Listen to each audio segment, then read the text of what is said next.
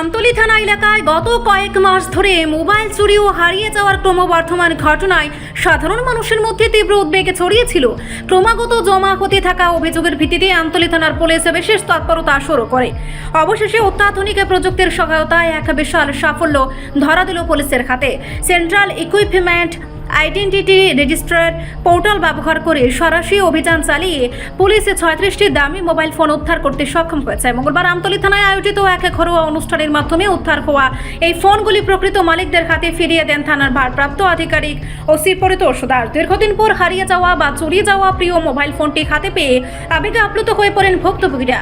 পুলিশের এই পেশাদারিত্ব এবং দ্রুত পদক্ষেপের জন্য তারা আমতলী থানার প্রতি গভীর কৃতজ্ঞতা প্রকাশ করেন। ওসি পরিতোষ দাস জানান, গত 1.5 থেকে 2 মাসে এলাকায় মোবাইল সংক্রান্ত বেশ কিছু সুনির্দিষ্ট অভিযোগ দায়ের হয়েছিল। এরপরই থানার দক্ষ কর্মী অভিজিতের নেতৃত্বে একটি বিশেষ দল গঠন করা হয়।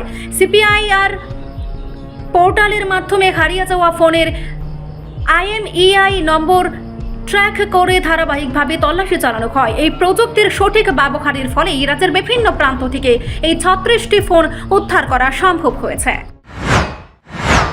গত 1.5 থেকে 2 মাস ধরে আমাদের এখানে অনেকগুলি মোবাইল মিসিংয়ের ইনফরমেশন আমাদের কাছে এসেছে এবং কিছু চুরি যাওয়া মোবাইলের ইনফরমেশন এসেছে।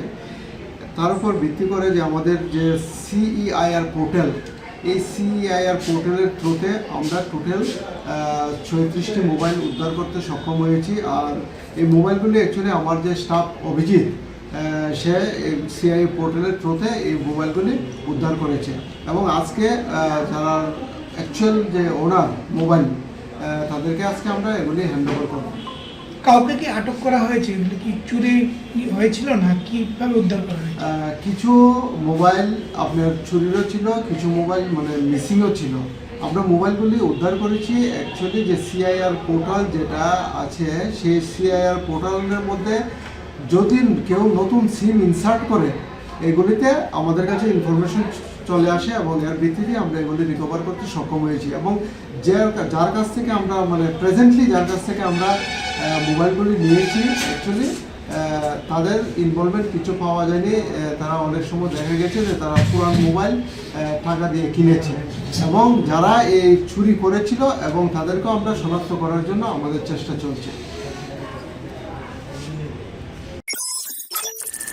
রিপোর্ট সংবাদ প্রতীক্ষা।